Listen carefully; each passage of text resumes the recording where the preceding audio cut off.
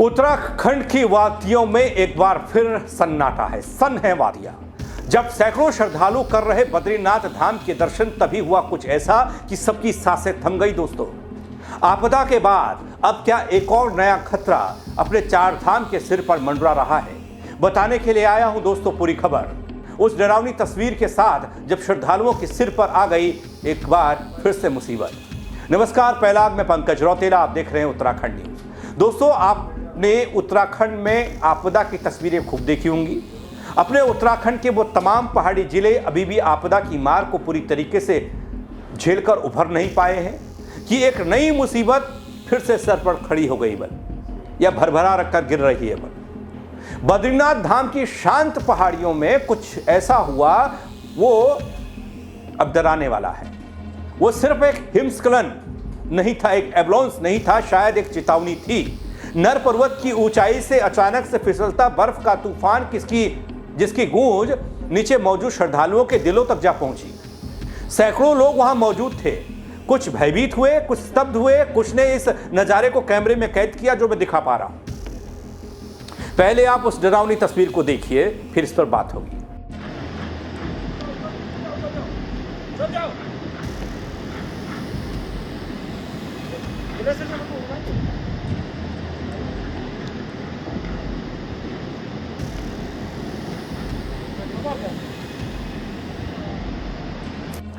दगड़ियों, ये दृश्य, ये तस्वीर सोशल मीडिया पर जंगल की आग की तरफ फैल रही है।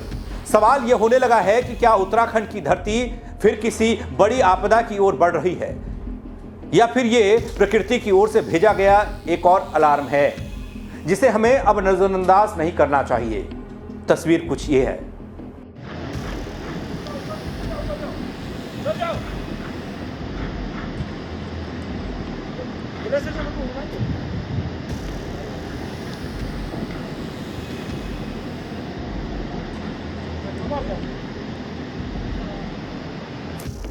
तो दोस्तों, इसी वीडियो के सामने आने के बाद अपने उत्तराखंड में एक बार फिर से दहशत है। पर्वत की गोद में बसी ये धरती, जहां एक ओर आध्यात्म और आस्था का केंद्र है, वहीं दूसरी ओर प्राकृतिक आपदाओं की चेतावनी भी बढ़ती जा रही है, बनती जा रही है। ये ताजा मामला बद्रीनाथ धाम से सामने आया है, जहां नर पर्वत की ऊंचाई में एक विशाल ग्लेशियर टूटकर नीचे फिसलता हुआ दिखाई दे रहा है। सफेद धुआं। हिमस्खलन ने यहां मौजूद सैकड़ों श्रद्धालुओं और स्थानीय लोगों को चौंका दिया। इस धुएं ने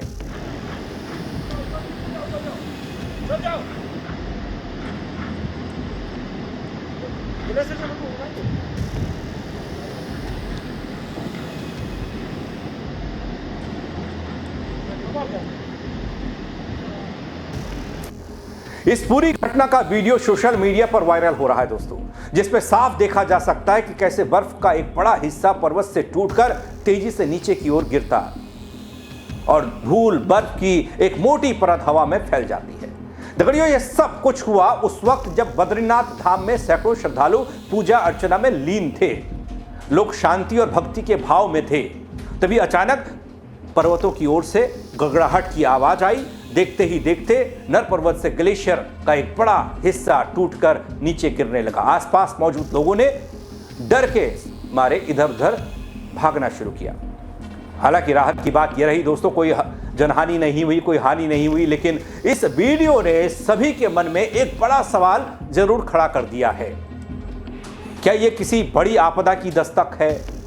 दोस्तों, उत्तराखंड के भूगर्भीय और जलवायु विशेषज्ञ पहले ही यह कह चुके हैं कि राज्य के ऊपरी क्षेत्रों में ग्लेशियर तेजी से पिघल रहे हैं। जलवायु परिवर्तन और निरंतर हो रहे निर्माण कार्यों में पहाड़ों की संरचना को अस्थिर कर दिया।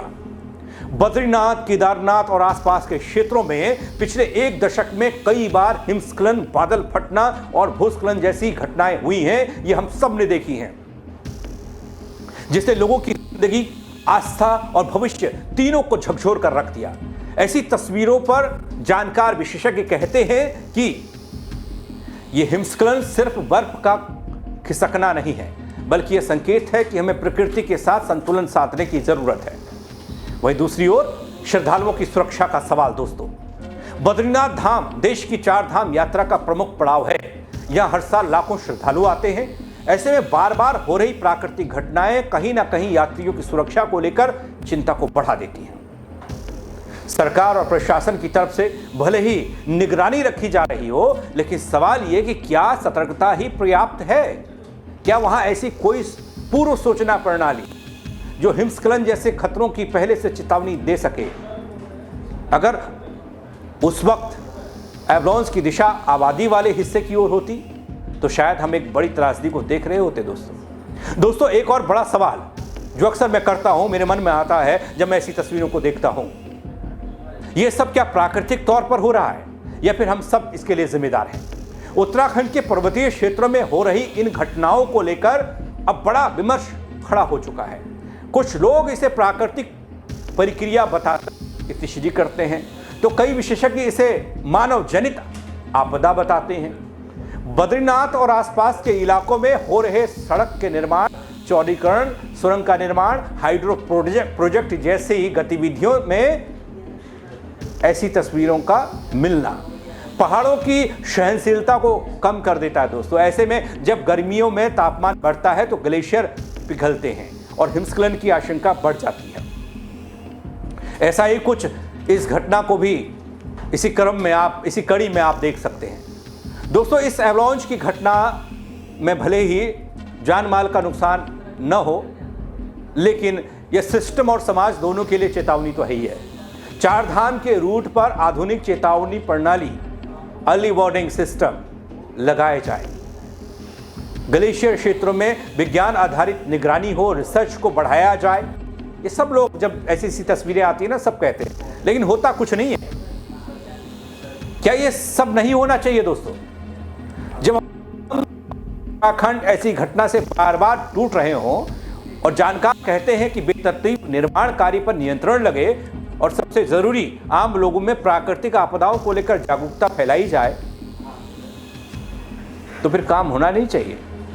दोस्तों कहने के लिए तो ये सब बातें कह दी जाती हैं, जब कहते हैं तो मैं भी कह देता हूं, सब लोग कह रहे हैं, विशेषज्ञों की बातों को आप तक पहुंचा देता हूं, लेकिन उन सरकारों सिस्टम के लोगों के पास करने का अधिकार है। दोस्तों अधिकार भी है, जिम्मेदारी भी है।